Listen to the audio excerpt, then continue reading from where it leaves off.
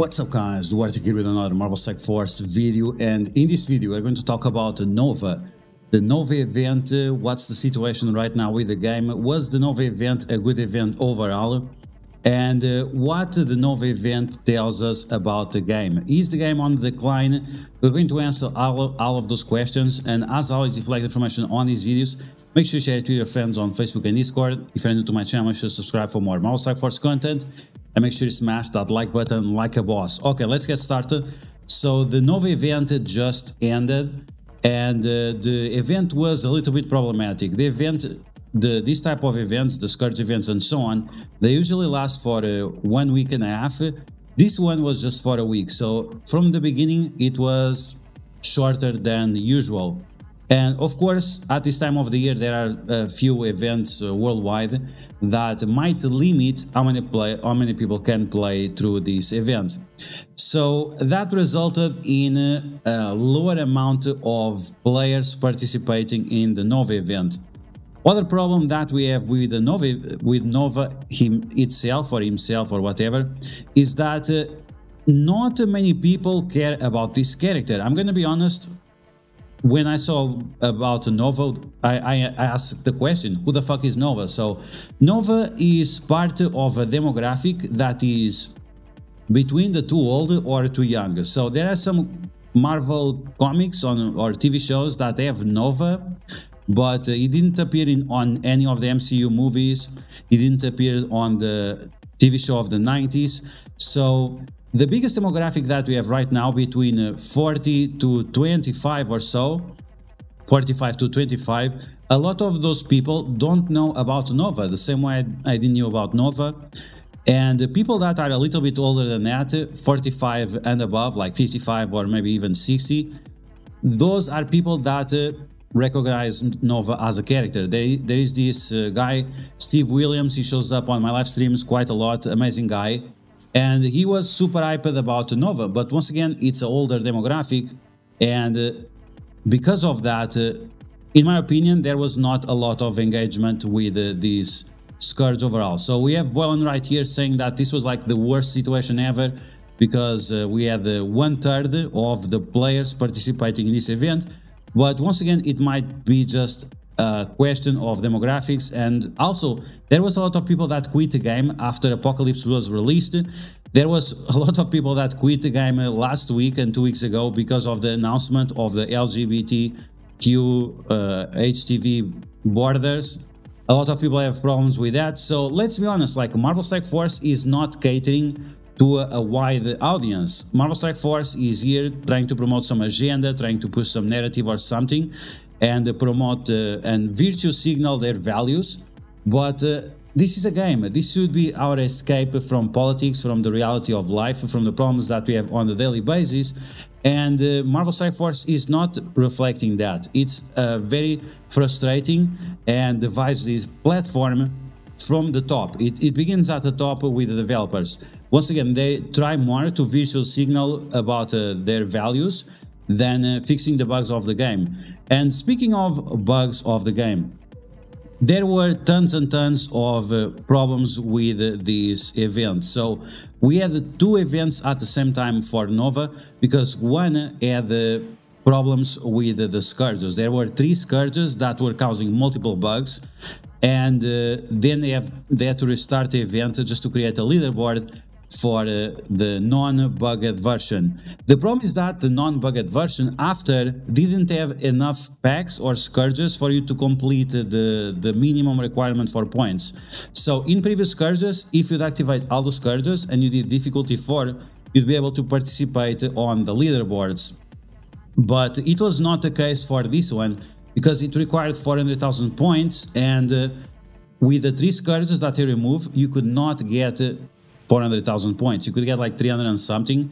And I, like a good guy content creator, alt MSF good guy content creator, I reached out to community manager Archangel. I told him early on, like it was on the first day of the rework, the one without bugs, the Nova trials without bugs, and I told him, like, pay attention to this, because the 3 packs that you removed or scourges that you removed don't allow you to get 400,000 points, so players will not be able to participate in this. So or you have to lower the amount for 350, or you have to do something else.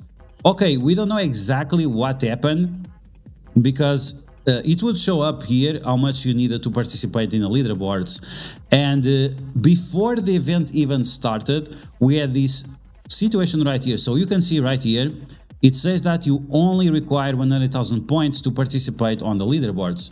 So what the hell happens, Copley? So first off, you ask for 100,000 points on a bugged Scourge, and then when you fix the Scourge or the event or the trial, Nova Trials, then you ask for 400,000 points. What the hell is going on here? So to be honest, like at the end of all of these, I don't even know. Did you guys were able to get shards and participate on the leaderboard with just 100,000 points or not? Because this is a massive shaft for new players, and this is what you most need, is new players coming to the game and holding the game up. There are quite a lot of new players at the game right now. So Mr. Boylon, he made a video saying that the game is dead. The game is not really dead, and if the game is dead, is for people like you that make extremely negative content about the game all the time. Instead of promoting what's positive, no, you just tackle down and rage bait your audience into this negative narrative that, let's be honest, it pushes people to quit the game. And you said it yourself, like you depend on Marvel Strike Force keeping up for your livelihood, but here we are doing self-destruction to yourself, right? It's so weird. Like, I cannot understand this mindset that you have to bite the hand that feeds you. You are so entitled, and you want to push this narrative so hard, and you want to get those rage bait views that you are even willing into destroying your source of income. It's very, very weird. So I don't know, once again, what's the situation right now.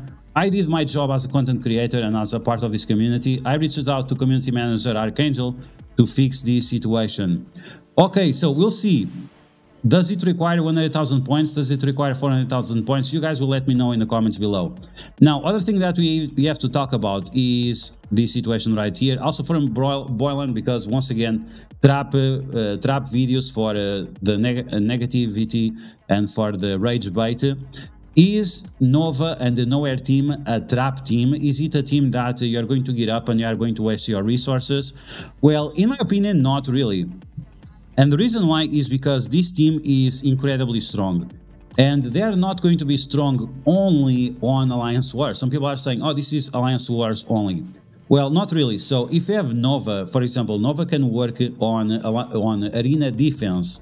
If you have Big Apocalypse together with a decent sized Nova is going to make a lot of problems for your enemies on arena. He is super strong on arena defense, and once again, if you have the Big Apocalypse and he gets 20% more health and damage, it's gonna cause you a lot of problems. Okay, so beyond that, the other situation with the Nowhere team is that of course, they are super powerful on Alliance Wars, but you don't need a huge investment. You can get huge value of this team, even if they are like at level 75. So the team that I have right now, 300,000 power, they can punch up 700k plus on Heroes for Hire. They can punch up on Young Avengers. They can punch up on Hero Asgardians. They can punch up on tons and tons of war teams that you would have some struggle otherwise. So it's not like, oh, I have to put this huge investment into this team to get value for them.